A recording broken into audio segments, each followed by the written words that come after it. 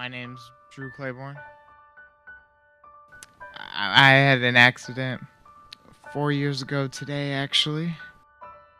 Uh, Before my accident, I played football, basketball. I was in the marching band, and I would show up in numerous other activities around school, including ultimate frisbee, jazz band, and all this, many other activities. And uh, when my accident happened, I was practicing for a musical, and I was practicing a backflip.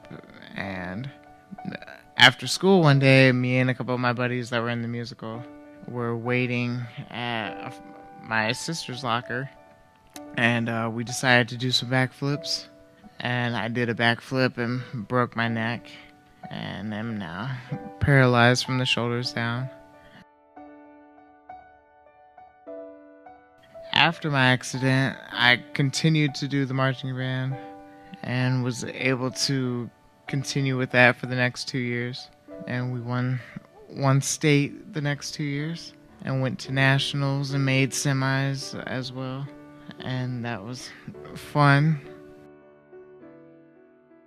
Coming to Michigan, though, my first semester, I was commuting because nursing and whatnot, it wouldn't let me stay in the dorms because I wouldn't have enough support.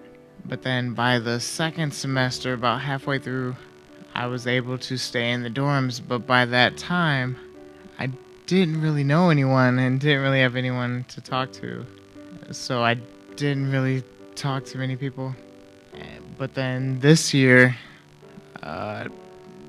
being in the dorms since the beginning, there was a couple people that talked to me right away, but still there were some people that were a little shy because of the disability and things of that nature. But people like Ryan over there and Ro and whatnot, they reached out to me, and another buddy of mine came to me at lunch and sat at a table with me and just made me feel welcome. Initially, after my accident, a lot of my socialness, I would say, had gone away because a lot of the time I wouldn't eat lunch with everyone else because it was just awkward with sitting and stuff, or I wouldn't be able to go to parties with my friends because I can't get into houses with that other people can.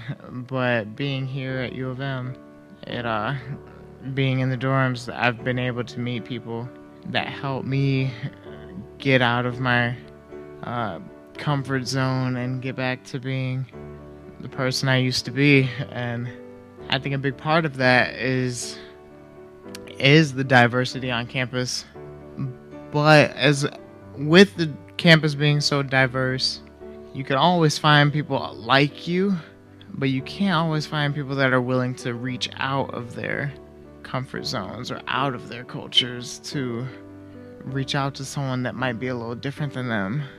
And I've been lucky enough to meet some people that have, and a lot of the diversity on campus, you can always find people like you. But I would encourage all of you to, if you see someone that's different than you, or see someone that might not be in the same culture as you, or to reach out, because every person has their story.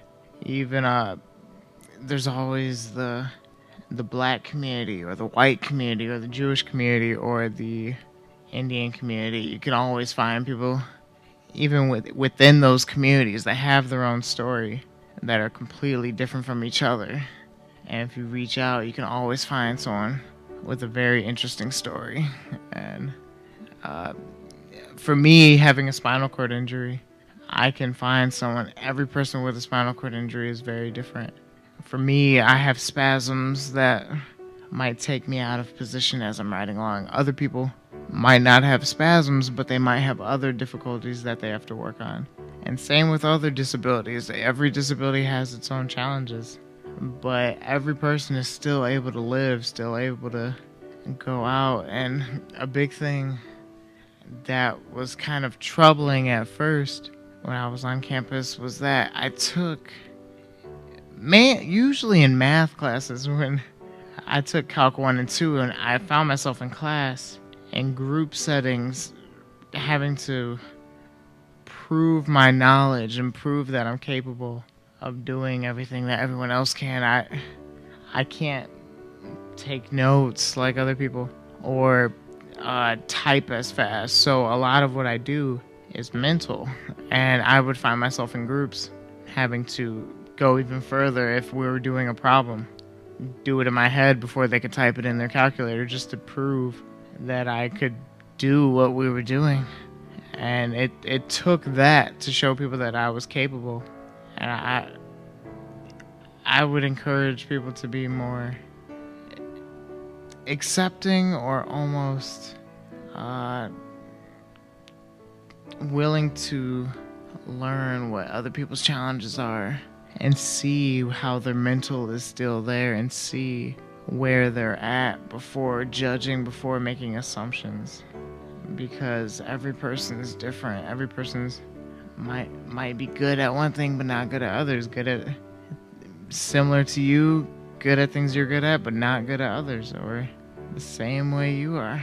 And that's a big part of it. And that's what I like to help people realize, is that everyone has their challenges, but everyone's able to live and still do things. And a big thing I try to do is for people with disabilities similar to mine or different to mine is to show them that life is still going and get out there and try to be social, because I had the same challenges. And it's really helped being on campus and having these people around me to help me get to where I am now. And so I would encourage all of you to reach out to someone.